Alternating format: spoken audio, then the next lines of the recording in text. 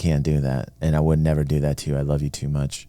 This video highlight is brought to you by our wall of famers who make it possible for me to carve time out of my very busy real life schedule and do what it is that I love to do. Be with you. Thank you.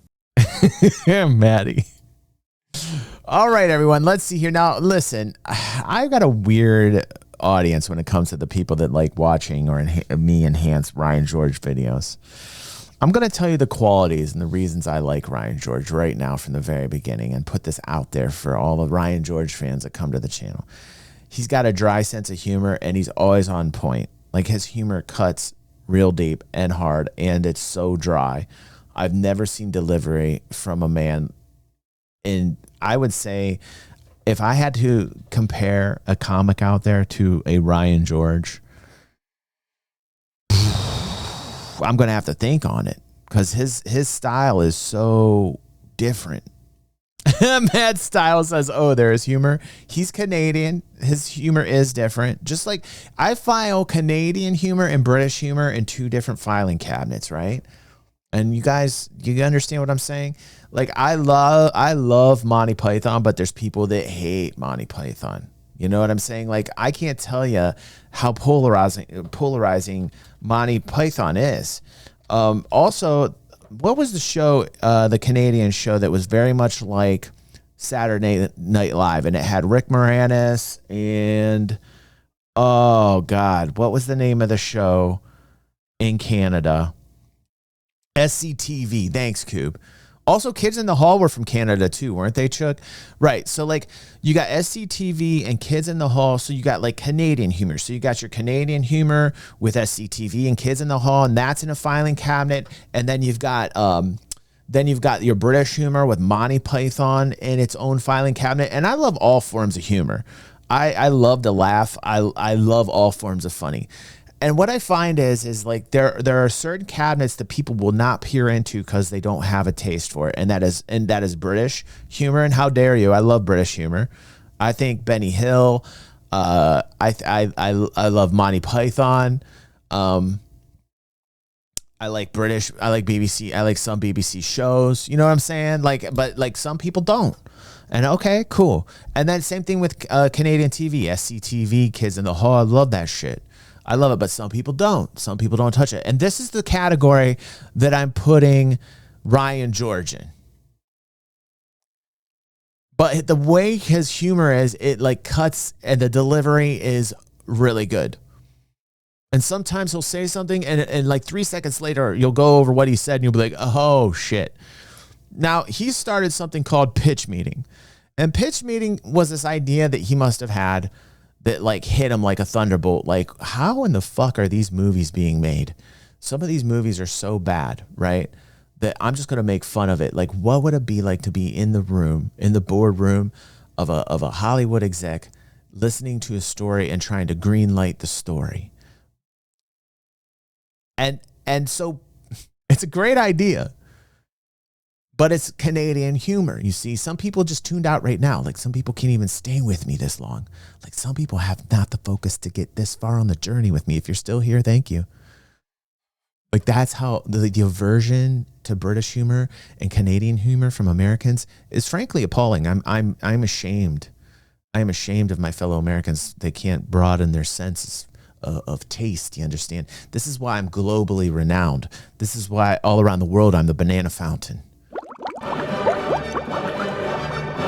Banana fountain. I'm relating with the globe.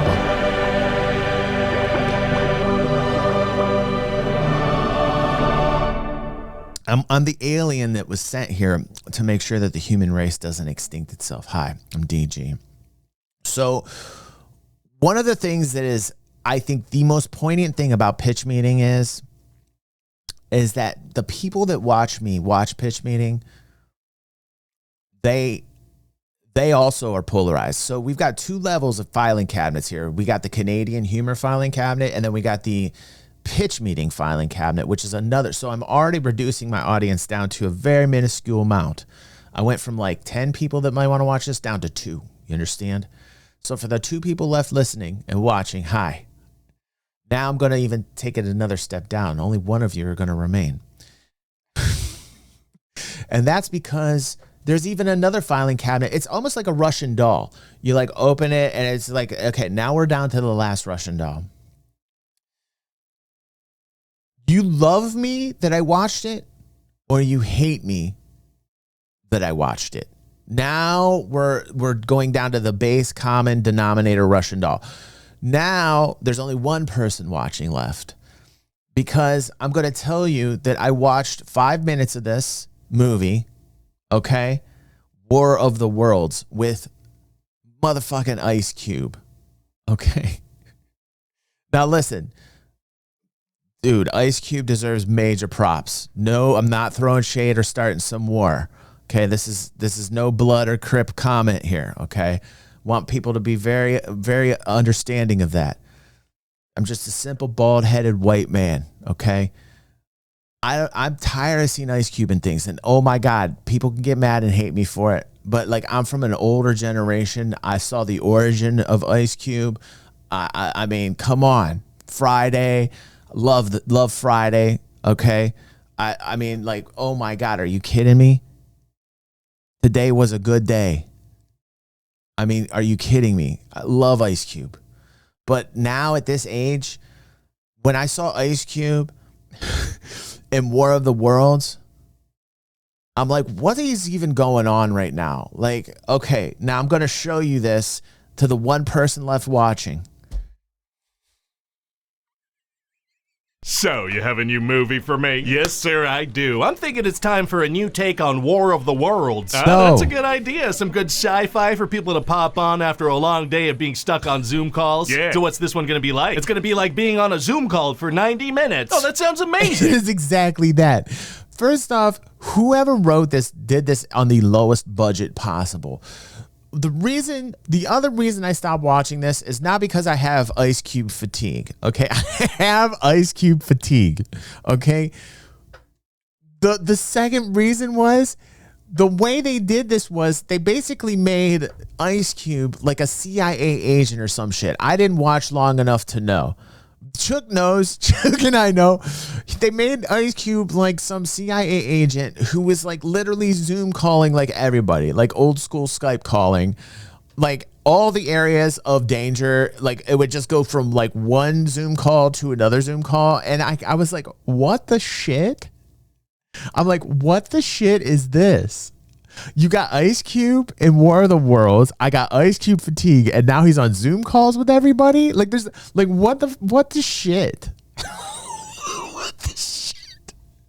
Yeah, the whole thing, and I mean the whole thing, is gonna look like you're looking at a computer screen. That's Yep. so freaking immersive. It's gonna be like you're right in the action, watching the action from a computer screen. Exactly. And we're gonna see the main character react to alien footage through his webcam. Wow, well, we're gonna need someone with some serious acting chops if the whole movie's gonna be a close-up of him reacting. Ice Cube is good at frowning. Well, that should work just fine. Okay, so Ice Cube works at the Department of Homeland Security. This is it. This is what I'm saying. This is what drove me crazy about this, man. I'm like, first off, I don't like seeing Ice Cube this old, and that can't all be natural grace. Don't even tell me Ice Cube has that many natural grays. I will start crying right now. Stop it, Ice Cube. I know they came in, they sprayed some grays in there. Okay. First off, it's disconcerting. Imagine my face up against the camera. Like, nobody's watching that. And the same thing, Ice Cube has the DG360 effect. And he's the guy who's in charge of looking at people through cameras and This is it. listening This in is on the their whole phone movie. calls. So he, like, leads a team or something? He seems to be completely alone in the DHS building. Oh, okay. And when we meet him, he's tracking his kids' every move and spying on them and It's so creepy, man. He's got like cameras and his kids shit, knows what they're doing. It's like, dude, like, what is wrong with you? reading their private conversations. This guy's kind of an invasive creep. No, it's because he cares about his kids. Huge invasion of privacy. He also has a dead wife. Well, now he's a sympathetic character. This is a good protagonist. Right, and the mom's gone, so it hit kind of, and that's the third thing, and that's when I turned it off, and this is when it got really real. My wife passed away when I was 28 years old. My kids were 5 and 2. Okay, so now not only do I have Ice Cube fatigue, and I'm watching a Zoom call, but now they're bringing like the real life hitting me on that level, and I'm like, man, don't do this shit. Don't trivialize this shit for me. Like, you just trivialized my life. Now what am I, some CIA agent tracking my kids and shit, going from dangerous alien situation to situation? Like, get out of here. Like, how dare you? Thank you. So he hacks his daughter's fridge and then calls to yell at her for not eating enough protein. Just a real good guy. And his son downloads a video game to have some fun, and he hacks the computer and deletes it. A hero among men. Anyway, so later, as Ice Cube's trying to take down this hacker, the Disruptor, a bunch of meteors... See, that's where I stopped. I literally stopped at the whole him hacking his son's computer and shit. Like, that was the scene I stopped watching. And I think I was like 5 minutes in. Chuck, did you watch this whole thing? Please tell me you did not watch this whole thing. You stayed around to watch the whole thing, didn't you, Chuck? Your Chuck's like, I got nothing better to do. I watched DG360. Of course I watched the rest of this. Hit the planet. Oh, did nobody see them coming? Nope, because all the world's satellites were taken down a couple days earlier. How? Meteors. What? So humanity... You haven't even started it.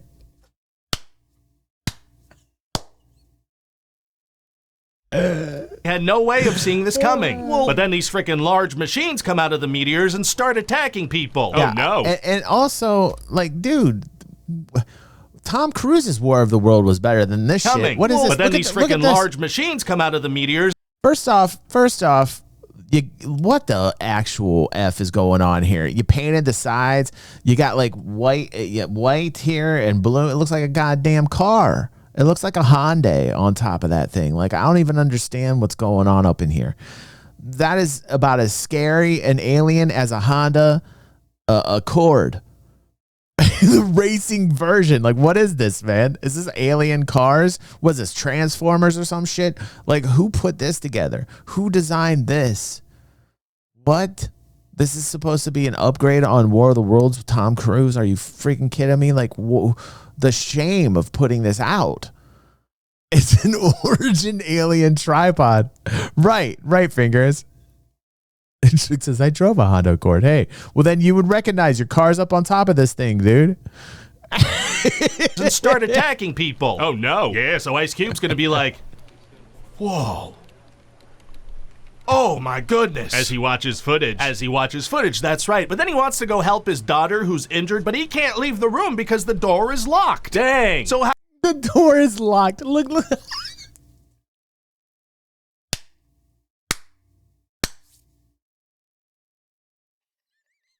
Did you see how flimsy that door was? It was like a glass flimsy door that like shook when he tried to open it. Wants to go help his daughter who's injured, but he can't leave the room because the door... Are you kidding me? Don't be a pussy. You're Ice Cube. Get out your gat and blow fucking bullets up in that glass right now. Break that glass with your gat right now. Are you kidding me? You're Ice Cube. You're motherfucking Ice Cube. Blow up that glass. That's your daughter on the other side. You're going to let a thin glass plate door... What are you doing, Ice Cube? Oh no, don't make Ice Cube a pussy. God. Ice Cube, how can you accept this role? Throw a desk at it, for God's sake.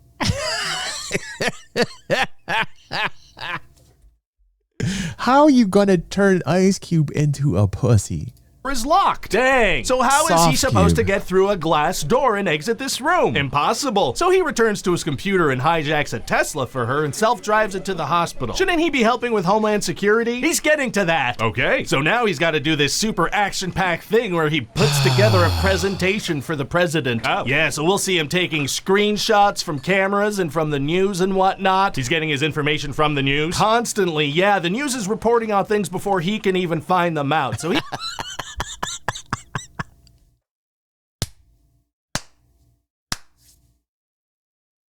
The news is one step ahead of Homeland Security. It's the truth, too. I mean, that's the first real thing I've seen from this. He presents this to the president, and the president's like, need to increase our budgets. The aliens, probably. Wow, well, thank God Ice Cube gathered some screenshots on his computer and organized them into neat columns. Oh, heroic spreadsheets are tight. But then we're going to learn that the aliens are actually here to eat our data. What does that mean? Data is their food. What does that mean? They think our data's so freaking tasty, so they start eating all of it. And as Ice Cube's looking at his dead wife's... Oh, no.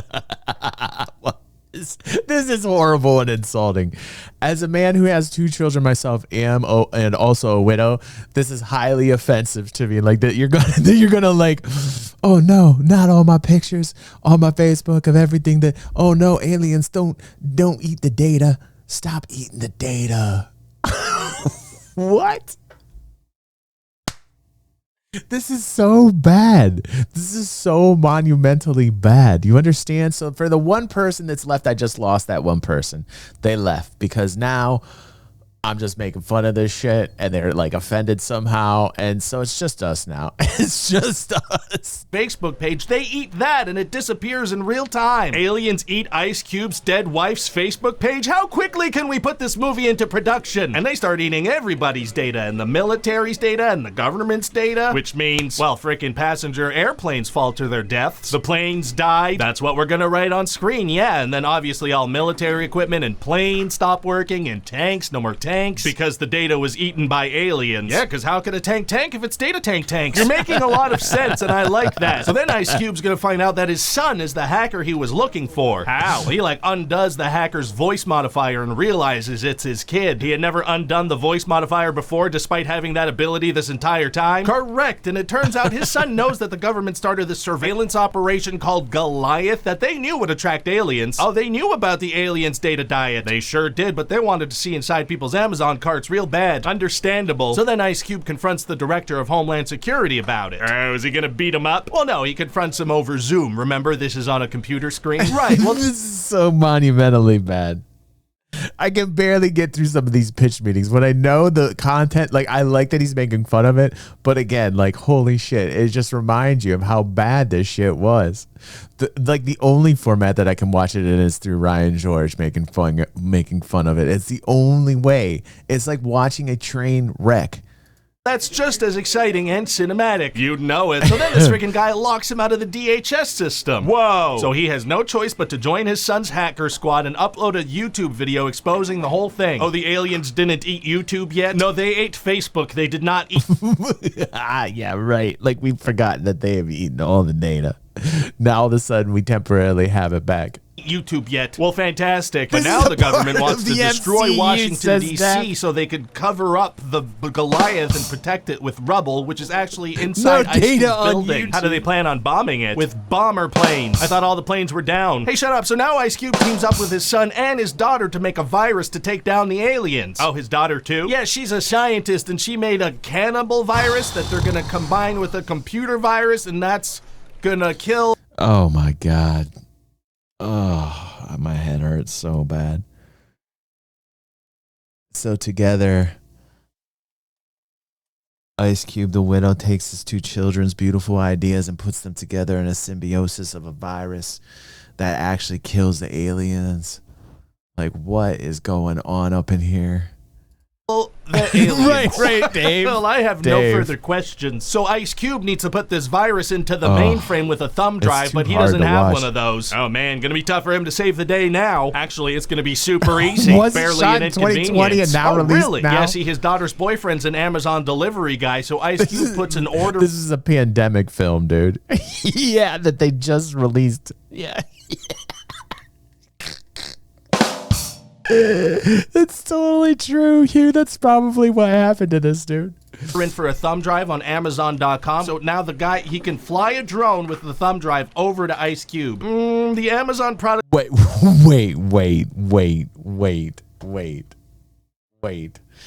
I am so sorry. I have to rewind. I am actually shocked. This is on a whole other level of stupid. This hit a whole nother level of stupid that I don't think I've seen in movie making ever. Amazon delivery guy, so Ice Cube puts an order in for a thumb drive on Amazon.com. So now the guy, he can fly a drone with the thumb drive over to Ice Cube. The Amazon product placement might be a little too subtle. Can we kick that up a bit? Way ahead of you. At a certain point, the drone falls and they give a homeless guy a $1,000 Amazon gift card to go risk his life and flip it. Perfect. So now Ice Cube, who has finally figured out how to get past that pesky door, has to run to Goliath, and he encounters one of the alien tentacles and he kicks it and he's like, move! move, bitch, get out the way. I am going to spend real money on making this into a real movie. So then Ice Cube saves the day and he decides he's not gonna work for the government anymore. Instead, he's gonna keep an eye on them. Wow, wow, wow, wow, wow. And then he gets the most valuable reward of all, like a medal. Wow, wow, wow, wow, wow. Or something. A tweet from Joe Rogan himself. Whoa! I know. Damn, well, there's no way people won't love this one. Hi, this is Ryan George from The Thing You Just Watched. Please. Oh, I have no words. Literally no words. That is so horrible to get through. Like, I feel like I actually watched it and wasted my own life. I'm so sorry. But, like, it's a train wreck. And you have to watch the whole, like, there's no other explanation on pitch meetings other than it's actually a train wreck. And you're watching the thing that you would never watch. And sometimes I do watch them. Like the Minecraft one. Okay, I liked Minecraft. So, like, it's a mixed bag. You never know with pitch meeting what you're going to get. Because sometimes I'm like, this is like Wizards with Guns. 90% of the time on these pitch meetings, they're horrible movies, and I've maybe have watched them like a minute or two. Sometimes maybe in a blue moon I watch it, and then other times, like 5% of the time maybe, I like it. Like the Minecraft one, I was like, well, I like that one. I like the Minecraft one, right? I was like, okay, I was down for the Minecraft movie. But like, whew, what a morning this is. Good morning,